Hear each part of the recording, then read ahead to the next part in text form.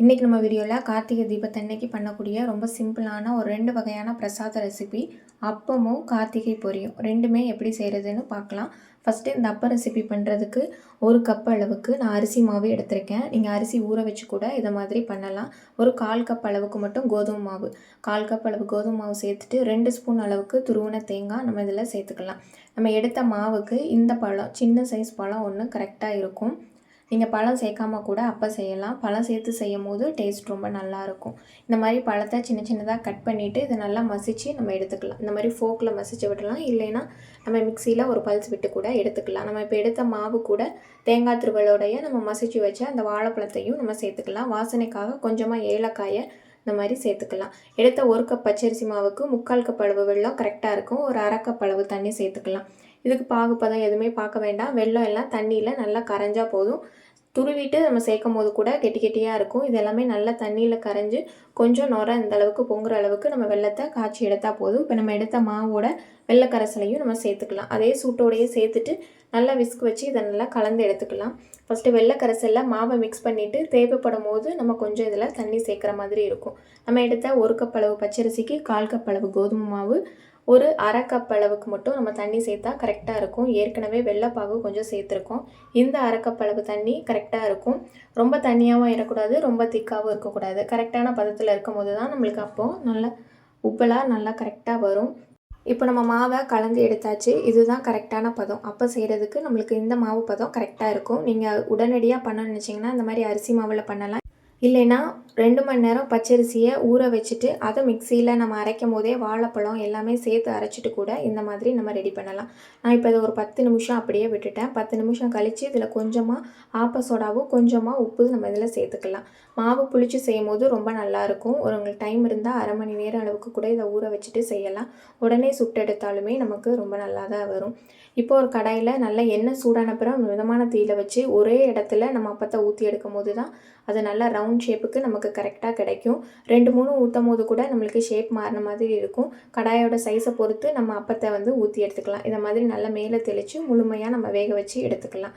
நல்லா திருப்பி விட்டு ஒன்று போல் பொன்னிறமாகிற வரைக்கும் நம்ம இதை வேக வச்சிடலாம். வெறும் பச்சரிசி மாவில் மட்டும் நம்மளால் அப்போ செய்ய முடியாது.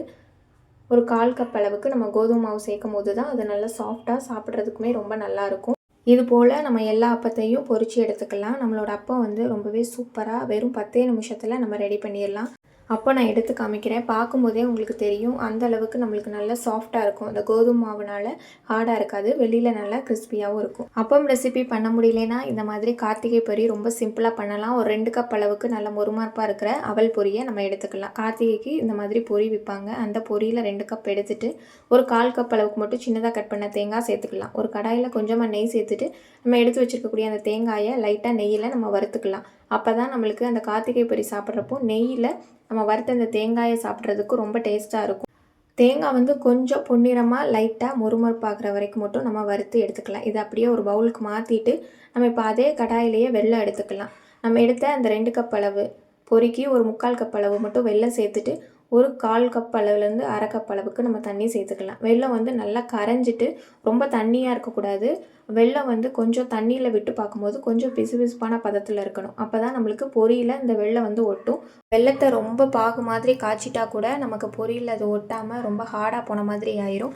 இந்த மாதிரி கொஞ்சம் கரைஞ்சி ஒரு 2 நிமிஷம் விட்டுட்டு நம்ம தண்ணியில் விட்டு பார்க்கலாம்.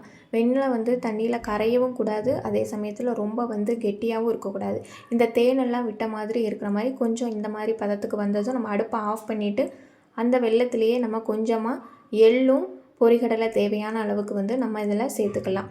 ஆஃப் பண்ணிடணும். அதே கடாயில் வச்சுட்டே இருந்தால் வெல்லம் ரொம்ப சூடாகி இறுகின மாதிரி ஆயிரும். அதனால் ரெண்டையும் சேர்த்துட்டு அந்த சூட்டில் லைட்டாக கலந்துட்டு நம்ம எடுத்து வச்சுருக்க அந்த பொரியில் நம்ம எடுத்த வெள்ளை கரைசலை அப்படியே கொஞ்சம் கொஞ்சமாக சேர்த்துட்டு நம்ம மிக்ஸ் பண்ணி எடுத்துக்கலாம்.